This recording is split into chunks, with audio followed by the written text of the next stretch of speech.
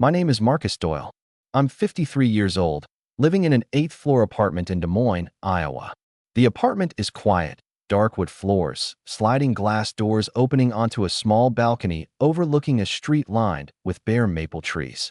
I used to think this place was a home for two. But on that particular night, it was just an apartment empty of laughter. I woke up close to midnight. Not from a nightmare or a headache.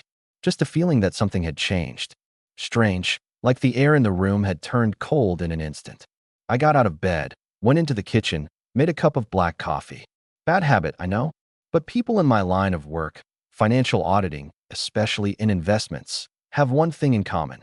When intuition speaks, we don't ignore it. My phone, sitting on the granite countertop, vibrated softly. A text message. I picked it up, looked at the screen glowing in the dim ambient light. The message was from Jenna, my wife, who was supposedly on a trip with her best friend in Palm Springs. The words on the screen were colder than the coffee I'd just poured. I'm not coming back. I've met someone better. Your things have been moved to storage.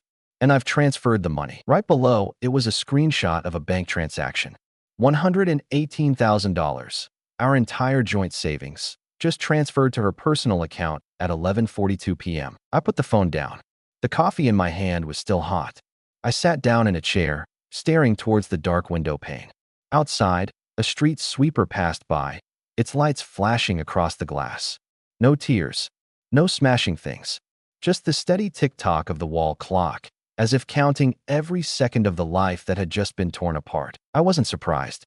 Maybe because deep down, I already knew. I never thought the end would be quite so cold. The signs had been there for a long time. The weekends Jenna needed to rest, but never called home. The expensive dresses she never wore out with me. The phone calls cut short the moment I walked into the room. She thought I didn't notice. But I'm Marcus Doyle. I get paid to find numbers that don't match, the smallest discrepancies. Financial red flags are something I recognize even with my eyes closed. But I hadn't done anything. No confrontation. No anger. Maybe that was my first mistake. Or maybe the first mistake was loving someone who never respected what I did. To Jenna, my job was just ledgers, spreadsheets, and dry stuff. She once said, "I don't need to understand what you do, as long as we're living well enough." I picked up the phone, typed 2 words in reply. Good luck. Then I opened my laptop. Jenna didn't know about this email account. It was used solely for monitoring alerts from the financial security systems I designed for clients and for myself. 3 notifications were waiting. Someone was trying to change the passwords on bank accounts Jenna never knew existed. She wasn't just leaving. She was trying to erase tracks, quickly and thoroughly. I sighed. In a cold way, I almost had to admire her thoroughness. I called Claire, my sister. She's a lawyer specializing in marriage and property law. She lives in Chicago, usually only picks up if it's urgent. Close to midnight, Claire's voice was suspiciously alert. Marcus, remember that contingency plan we talked about 5 years ago? What's going on? It's time. Claire was silent for a moment. I could clearly hear the rustle of papers on her end. Are you sure? I looked up at the wedding photo on the mantelpiece. She was smiling, eyes squinted against the sun, her hand gripping mine tightly. I remembered that moment, thinking I had found the person I'd spend the rest of my life with. And now? The photo was the only thing in the house that still had both of us in the same frame. She just made the first move. I hung up. Wind seeped through the crack in the glass door, gently blowing the thin curtain. The apartment was still silent, but I knew a quiet battle had just begun. And I, the man once nicknamed the Audit Ghost, wasn't about to be wiped off the board. I opened my personal financial system dashboard. The command lines, passwords, authentication codes, all within my control. I didn't need to retaliate immediately. I just needed to lock the doors. Not the apartment doors. The financial doors Jenna thought she'd opened cleanly. In my head, everything started lining up. Not with hatred, but with logic. Not with shouting, but with spreadsheets, documents, and legalities. The game she started with a transfer and a cold goodbye wouldn't end the way she thought. And I knew I was ready to step into the rest of my life. No more illusions, no more pretending not to see. Just a man, a cup of coffee, and numbers that would never lie. I met Jenna one autumn evening at a Northwestern alumni event. She wore a wine-colored dress, her hair pulled up high, and her eyes shone as if nothing in the world could scare her. I was standing alone by the bar. She was laughing with friends. Our eyes met, just briefly, but I knew. If I didn't walk over then, I'd regret it. At the time, I was 40, recently divorced, and spent most of the year advising corporations on finances. She was 36, a freelance PR agent, talked fast, laughed easily, and was completely unimpressed by my profession. What do you do again? Numbers, auditing. All right, the logical mind. I clearly remember Jenna nodding and changing the subject after I spent half a minute trying to explain a money laundering investigation I'd been part of. Not because she wasn't smart, but because, I think, she didn't care. We fell in love quickly. That year, Jenna wanted to open a small yoga studio. She said, "I need a place to breathe, to feel like myself." I thought it was a good idea, and I believed in her. I withdrew the money from my personal account without hesitation. The first studio opened 3 months later and was surprisingly successful. She glowed like sunshine. I just stood in the background, quietly. Then, gradually, everything grew. The second studio. A bigger house. Nicer cars. Vacations in Tuscany. Jenna became an influential figure in the wellness world. Thousands of followers, brand partnerships. I was still the one paying the credit card bills. And Jenna would smile, kiss my cheek, and say, "I'm grateful you handle the boring stuff." I used to think I was okay with that. But there's a strange thing about people in my profession. We read what others don't say. Once, I saw Jenna texting when I walked into the kitchen. She startled, quickly deleted it, then laughed it off, saying it was just text from the girls. I didn't ask. But that night, I saved the Wi-Fi access logs. The next day, I changed the password, not because I was jealous, but because I started to feel something was unbalanced. I didn't confront her.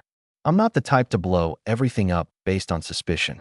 Instead, I restructured my entire financial setup. I separated my personal assets from our joint holdings, opened 2 LLCs to hold real estate and high-yield investments.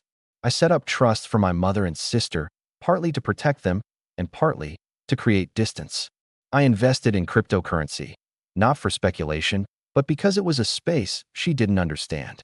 Jenna knew about the joint bank account and her credit cards, but she had no idea about my private financial system, an interwoven network that only I could unravel. I did all this not out of spite, but because one day, if the worst happened, I didn't want to be standing amidst the ruins without an escape route. Once, while I was doing bookkeeping in my office, she walked in, holding a smoothie, looked at the spreadsheet, and frowned. "Numbers again?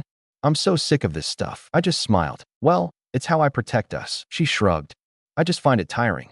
Life is complicated enough. Why make it more so?" I got used to Jenna not asking. She liked things clear, neat, sparkling on the surface.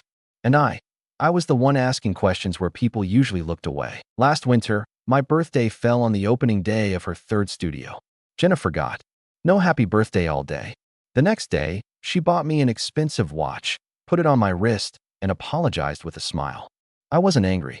But that night, I finalized the transfer of my assets into the shell companies. When you love someone, you often think they'll never hurt you.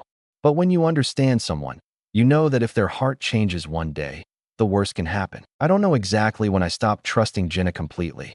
Maybe it was the night she said she was going on a 3-day meditation retreat, but didn't take her usual credit card.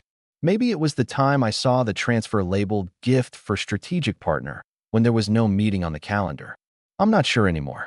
All I know is my trust didn't shatter. It eroded bit by bit. And while she built her empire with yoga photos and Instagram quotes, I built a wall, silent, colorless, but stronger than any promise. I never thought I'd have to use it. But that night, when the text message appeared and the money vanished in an instant, I knew the firewall needed to activate. No one thinks the quiet man is the one who saw it all coming. But that very silence is why I was still standing, while she was not. I stayed in the office until almost 3 that morning. No overhead lights, just the desk lamp casting a glow on the dark wood surface.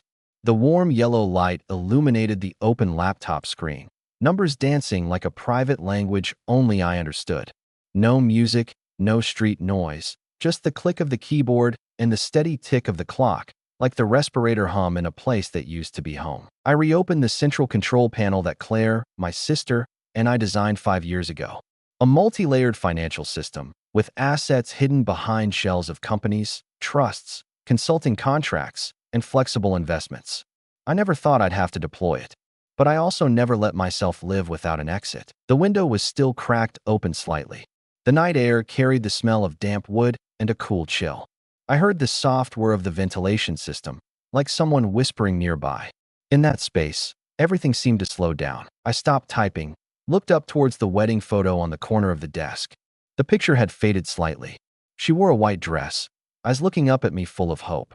And I, back then, looked strangely trusting, believing in a future that didn't need contingency plans, believing that someone like Jenna, with all her radiance, would never push me into planning a retreat. I reached over, picked up my phone, opened contacts, found Claire, Law. The phone rang exactly once before she picked up, her voice alert as if she'd been waiting. Marcus. I took a deep breath, gripping the phone so tightly my knuckles turned white. If I do this, there's no going back.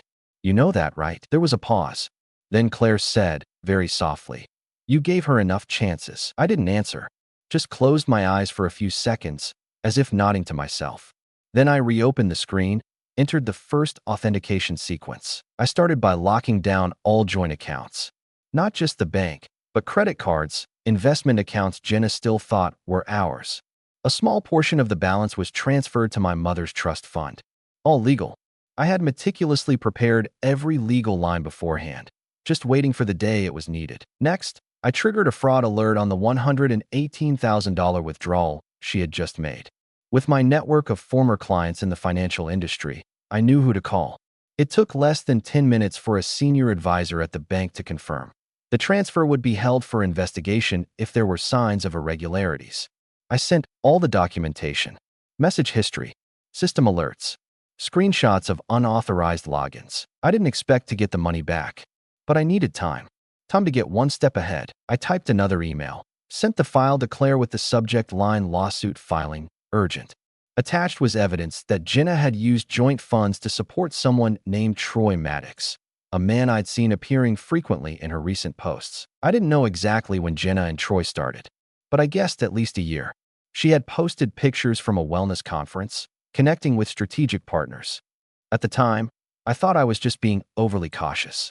But today, all the pieces clicked into a chillingly complete picture. I remembered seeing a $10,000 transfer from the joint account to an account named HM Wellness LLC.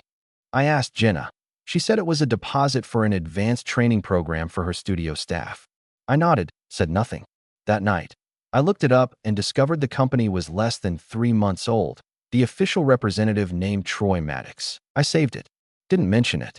Didn't confront. And now it was all clear. A ping sounded, a system notification. The linked bank account was successfully frozen. I leaned back in my chair, feeling my body lighten even though my head was still tight as a drum string. I stood up, walked over to the filing cabinet, pulled out a thick folder I'd prepared long ago. On the cover, a handwritten line, "Emergency divorce file." Inside was everything, from the divorce petition to asset division records, documents Jenna had signed transferring property rights, statements showing suspicious expenditures. I took the folder, placed it in my leather briefcase, then looked at the clock. Almost 4 a.m. I had never felt so tired, but at the same time, never so clear-headed. I made another cup of coffee, no sugar this time. The bitterness on my tongue seemed to pull me out of a long dream. Outside, the sky began to lighten. Pale silver light spilled in, touching the walls like a herald of a new day, a new life, no longer shielded. The phone vibrated again. This time a call. Jenna's name on the screen. I didn't answer. 10 minutes later, 5 more calls. Then a text. "Marcus, what is happening? I can't access the account. The cards are all declined. I need to talk to you now." I looked at the message, felt something had irrevocably changed.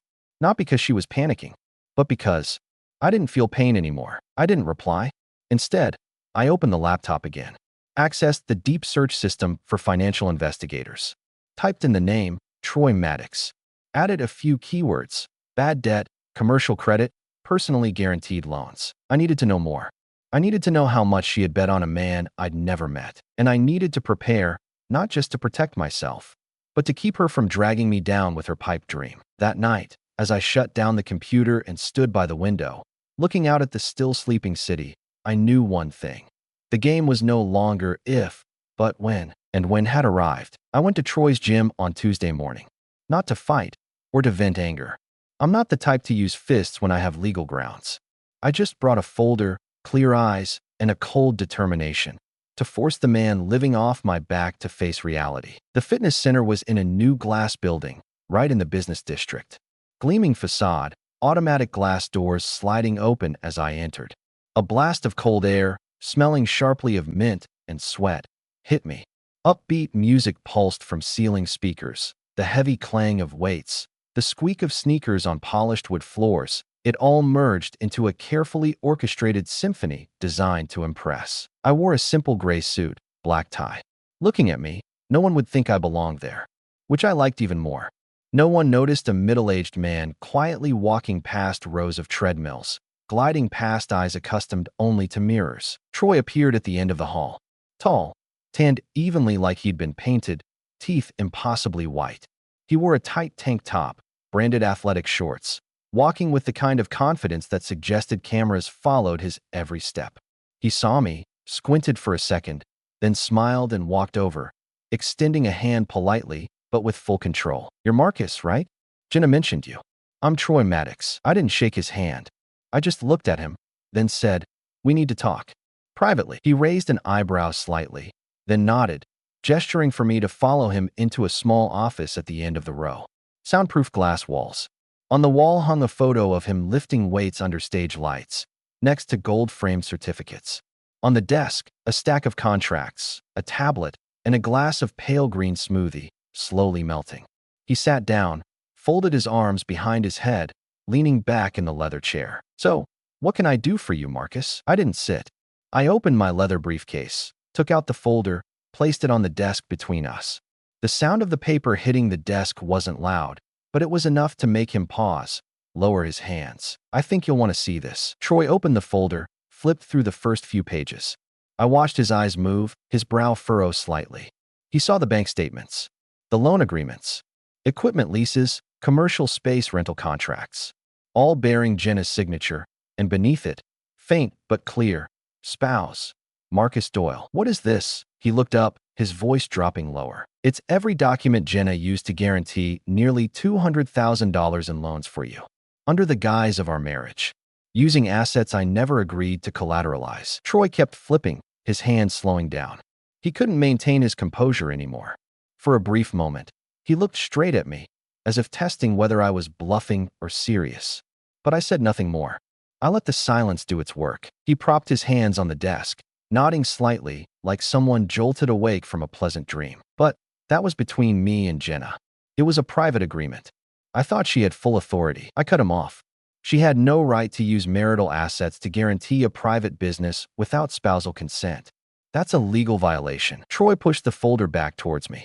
He scoffed, but the confidence was gone. "What are you going to do? Sue me? I'm the one who received the investment. I didn't do anything wrong." I sat down then, calmly, looking directly at him. "I don't need to do anything to you, Troy. I just thought you should know, the banks will be calling in these loans soon. And when they do, they won't call Jenna. They'll call the name listed beside hers on the marital property registry. That's me. But since I've filed for divorce and activated emergency protection, all agreements Jenna signed during the marriage are now nullified, which means the entire burden falls solely on you." He closed his eyes for a moment, exhaled sharply, as if he'd just taken a punch to the chest. "She said you had money. Lots of it. That you wouldn't care." "Money was never the issue," I replied, my voice even. "Trust was, and the fact that I no longer have to bear the consequences for someone else." I stood up, tucking the folder back into my briefcase. Before walking out, I turned back, looking him straight in the eye for the first time, not with resentment, but with a warning. "Oh, one more thing. When Jenna left, she took some of my personal belongings. Things that aren't expensive, but very important. My father's watch, an old photograph, a few things she shouldn't have touched." Troy said nothing, just gave a slight nod. He understood. The game had changed. The next morning, I received an express package. Inside the box was the old watch, the photo of my father fishing by the lake, and a few other small items, all carefully wrapped. No note, no apology, just an action from someone who knew the final stone wall had appeared before them. And this time, they couldn't go around it. 3 days after the meeting at the gym, I received a letter from the law firm representing Jenna. A PDF attached to an email, subject line in all caps, the first line a demand. Provide complete personal financial records within 72 hours. They included a warning document stating that if I didn't cooperate, Jenna's side would consider publicizing irregularities in my auditing activities to industry regulators. I read that part 3 times, then chuckled to myself. Really? They thought I would panic? That I, the man who built systems to monitor every penny for 10 years, would leave errors exposed? That they could scare me by dragging my name into the light? They forgot one thing. I was used to living in the light. Jenna was used to living under manufactured stage lights. I forwarded the email to Claire with a short note. Proceed as planned. A few hours later, my phone started buzzing. Not Jenna, but mutual friends from years past. Names of people who used to come to my house for dinner, who once called me the model husband, now texting in unison. Why are you making things so hard for Jenna? She says you're holding all the assets. She can't access money to keep the studios running. No one asked where Jenna had been the week before. No one asked about the money she transferred out of the joint account. No one asked about Troy. I didn't reply. I silenced the phone, put it in a drawer, and grabbed my car keys. I drove to Claire's office that afternoon. The sky was overcast, thunder rumbling on the horizon. In the elevator, I caught my reflection, tie slightly crooked, faint dark circles under my eyes. But my gaze was clearer than ever. Claire was waiting for me in the conference room. On the table was a thick stack of files, topped with a pink slip of paper. The bank finished its investigation, she said. They confirmed Jenna forged your signature on at least 3 commercial loan agreements. I nodded. And what do they intend to do? They forwarded the case file to the prosecutor's office. This is a copy. Claire pushed the pink paper towards me. I didn't need to read it. I just saw the bold print. Forgery under marital financial agreement. Class D felony. We sat in silence for a few minutes. Claire poured me a glass of water, then spoke softly. The mediation tomorrow. What's your position? I looked out the window. Rain started falling, heavy drops hitting the glass like an inevitable announcement. I don't want her in jail, I said. I just want it over. Cleanly. No one owes anyone anything. The next morning, I arrived at the mediation center 15 minutes early. The room held only 3 chairs, a rectangular table, and a wall clock running slowly. No judge, just a pre-court settlement meeting. Jenna walked in with her lawyer, a man in his late 40s, sharp suit, voice smooth as if everything could be discussed gently. Jenna wore a beige designer suit, hair softly curled, makeup meticulously applied. But looking closely, I saw the lines under her eyes, the fatigue at the corners of her mouth. She still tried to smile at me, the kind of smile she used whenever she wanted me to sign something without asking questions. I didn't smile back. Her lawyer began. Mr. Doyle, my client is prepared to negotiate in good faith. She wishes to access her share of the joint assets to maintain her personal business operations, as well as a fair division of investments accrued during the marriage. Claire, beside me, just nodded slightly. Very well. Our side also has some documents that need to be included in the agreement. She pulled a plastic sleeve from her folder, took out the bank's findings, and pushed it across the table. Jenna's lawyer read it. His brow furrowed. Then he slowly turned the page. By the second page, he stopped. By the third, Jenna leaned over to look, her face turning pale. What is this? She asked, her voice hoarse. Claire replied gently. It's the independent investigation conclusion from the partner bank. They determined you forged your husband's signature on at least 3 financial transactions, and they have forwarded the file to the city prosecutor. Jenna turned to look at me. The initiative gone. The smile gone. Marcus, you wouldn't let this go that far, would you? I looked at her, my eyes steady. I didn't send the file to the prosecutor. The bank did. I just stopped you from continuing. She jumped up, her eyes red. I did it because I needed a way out. You were always cold, always hiding things. You have no idea how lonely I felt. Claire kept her voice even. We're not judging emotions here. We're only addressing actions with legal consequences. The mediator asked both sides to calm down. Claire spoke softly. Our side proposes the following. Jenna keeps the studios, keeps all her personal assets, and will not be sued for transferring funds from the joint account. However, she will receive no alimony and must assume full responsibility for all loans, particularly those related to third parties, specifically the Maddox Enterprise. The opposing lawyers started to object, but Jenna placed a hand on his arm, shaking her head slightly. I saw it. The moment she understood that every ladder she'd climbed had broken. Every reflected light had gone out. She signed. As we were leaving the mediation room, she suddenly called my name. Marcus. I turned back. She stood there, looking smaller than ever. I didn't think you'd fight like this. You were always quiet. Always endured. I replied softly, that was my choice. Just like today, you are making yours. She said nothing more. And this time, I didn't look back. That afternoon, back home, I received a final text from an old friend. Did she sign? I just replied with one word. Yes. After 15 years together, after enduring so much unnamed hurt, everything finally came to an end, not with a loud bang, but with the scratch of a pen on paper. No revenge needed. No price to pay. Just letting the truth arrive where it needed to go. And then the old door closed. A new one had opened. I moved into the new house on a morning that smelled of damp earth and thick fallen leaves on the porch. The house was in an old neighborhood, about a 20-minute drive from downtown Des Moines. Not luxurious, not flashy, just a craftsman-style wooden house, sloped roof, wide porch, and a front door painted a moss green that was peeling in a few corners. The realtor called it a house with good bones. That phrase stuck with me, simple yet meaningful. It wasn't a perfect place, but it had a decent foundation, a place you could fix up your own way, and most importantly, a place where no one else had set the rules. I carried in boxes of books myself, hung pictures, wiped the thin layer of dust off the wood floors, smelling the scent of time embedded in the walls. My father's clock was hung in the center of the living room, quietly ticking. In the old house, Jenna used to say it was too rustic, didn't fit the modern minimalist aesthetic. Here, it was the centerpiece. The old armchair was placed by the window, next to the walnut bookshelf I'd assembled myself back in college.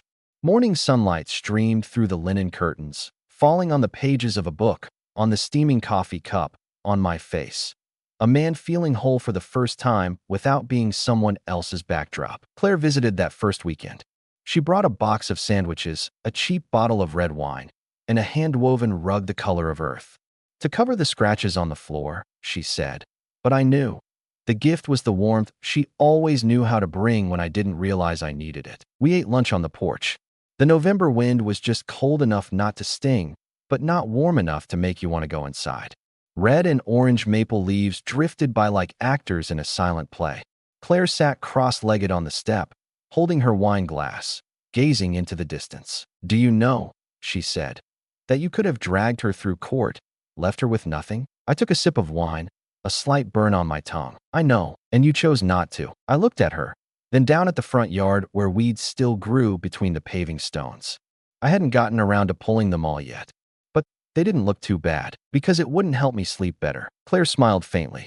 You're still you. We sat quietly for a while, just listening to the wind and the creak of the wood. A squirrel dashed across the railing, leaving scattered bits of nuts on the step. I watched it, then unexpectedly laughed. Maybe, I said, I'll put up a birdhouse here. Dad used to have one like that on the cabin porch. Every morning, he'd sit sipping coffee and watch them fly back and forth. I never understood why he liked it, because he had days when no one came back to him. I fell silent at her words. Claire always understood Dad better than I thought, and she understood me better than I often understood myself. That evening, after she left, I stood in front of the mirror, not to check my hair or clothes, but just to look at myself, without the background of the woman who used to smile radiantly beside me. No studio lights or cocktail parties, no longer the face I had to maintain so as not to tarnish the family image. Just me, alone, in the house with good bones. I opened the bookcase, took out an old framed photo. It was me and my father standing in front of the cabin in Minnesota, where we used to fish every summer. I was barely out of my teens. Dad still had his beard and eyes squinted against the sun. I placed the photo on the mantelpiece, next to a cedar-scented candle. The wind outside picked up, making the curtains sway gently. I went out onto the porch, sat down in the old wicker chair, pulled a wool blanket over my lap, holding a glass of bourbon. The neighborhood was quiet. No car horns, no harsh lights, just the sound of insects, the rustle of dry leaves skittering down the small path, and the steady beat of my own heart in a chest no longer heavy. For the first time in many years, I wasn't thinking about anyone else. Not about what she should have done. Not about what I had lost. Not about the price of betrayal. I just thought about this house, imperfect but real. Not sparkling clean, but warm. I thought about the days ahead, where I would wake up early, make my own breakfast, listen to AM radio while brewing coffee, and fix leaky faucets, squeaky doors, peeling paint. Small things no one else saw value in, but I did. They were mine. My effort, my choice, my freedom. And if anyone asked me, After everything, what mattered most? I think I would just lift my head, look around, and say, having a place where I don't have to brace myself to exist. I left the city on a Monday morning, quietly. The sky was pale blue. The sun felt like a light scarf on my shoulders. I locked the door of the new house, checked it twice, then opened the trunk of the old pickup truck that had been with me for over 10 years. Inside was a sleeping bag, a few comfortable outfits, the brown leather notebook I always carried but rarely wrote in, and an old fishing rod tied with a small piece of twine. No one knew where I was going. I didn't post anything on social media, didn't notify the office. Even Claire only got a brief text, heading up to the cabin for a few days. I put on the old country music my father used to listen to on drives. The simple melodies repeated like the road itself, the road leading north, towards the quietest stop in my memory, the log cabin by the lake in Minnesota, the place my father called a pause between acts. It took nearly 6 hours to get there. Along the way, I stopped at a small roadside gas station, bought a bottle of water and a pack of ginger snaps. The girl at the counter smiled faintly, asked if I was going fishing. I nodded. No need for many words. Sometimes strangers understand silence better than the people closest to you. The old cabin was still there, visible behind the old pines. The roof was faded, a few steps on the porch were broken, but the door still opened after I used the old key Dad left in the wooden box under the steps. The smell of musty wood, dust, and a hint of dampness hit my nose, but it wasn't unpleasant. It was the smell of time, of unhurried days. I put my bag on the folding chair by the fireplace, then opened the windows. Wind blew in, fluttering the red and white checkered curtain, just like years ago. I lit the oil lamp, heated a kettle of water, then sat down, looking out at the lake. The water was still as glass, the sunset painting streaks of honey-colored light across the small ripples. No phone ringing, no notifications, no one demanding I answer for anything. I thought of my father. Remembered him sitting on the porch steps, legs crossed, chewing on an unlit cigar, eyes gazing into the distance as if following something I couldn't see. When I was young, I asked him, "What are you thinking about, Dad?" He just smiled. "I'm not thinking about anything." Sometimes, son, living without thinking is the hardest thing to do. I didn't understand that when I was young. But now, I think I was starting to get it. I went to bed early that night. Not because I was tired, but because I had nothing left to worry about. No more monitoring emails. No more scrolling through texts trying to guess what the other person was thinking. I lay down on the creaky wooden bed, pulled the thick blanket up to my chest, listening to the wind whistle through the cracks in the walls and the call of owls from the distant woods. The next morning, I woke before the sun was fully up. Mist covered the window pane in a thin layer. I made coffee with a percolator, placed the ceramic mug on the windowsill, then went out towards the lake. The sky reflected perfectly on the water. Not a ripple. I sat down on the edge of the wooden dock, dropped a line into the cold water, not expecting to catch anything. Just holding on to a connection with my father, with the me of long ago. I thought about Jenna. No longer angry. No longer pitying. Just a memory I had walked through. I thought about Troy, wondering where he was now, whether he was picking up the pieces or had found someone new to lean on. I didn't care, because for the first time in years, I wasn't afraid of losing anything anymore. I used to fear losing my image, losing my partner, losing respect, losing the foundation I had built. But in the end, I realized what I needed most was to be free from fear. I could start over from scratch with my own 2 hands. I could lose everything material as long as I didn't let anyone else erase my identity. Once, when Jenna was at the peak of her social media adoration, she asked me, "Aren't you afraid of what other people think of you?" I didn't answer then. But if she asked now, I'd just shrug. Fear of loss only exists when you don't yet understand what's truly important. I sat by the lake until the sun was high. A fish jumped, rippling the surface, but I didn't pull the line. I let it go. I went back to the cabin, wrote a few lines in the brown leather notebook. For the first time in months, I wrote not for work. I wrote just to remember one thing. Freedom isn't having everything. It's no longer being afraid of losing. In the afternoon, I packed my things, locked the cabin. Driving back, I rolled down the window, letting the wind blow in, messing up my hair, but feeling strangely light. I didn't know what tomorrow would bring, but I knew I was no longer the man I used to be. I was me, needing no one to keep me, needing no validation, and that was enough.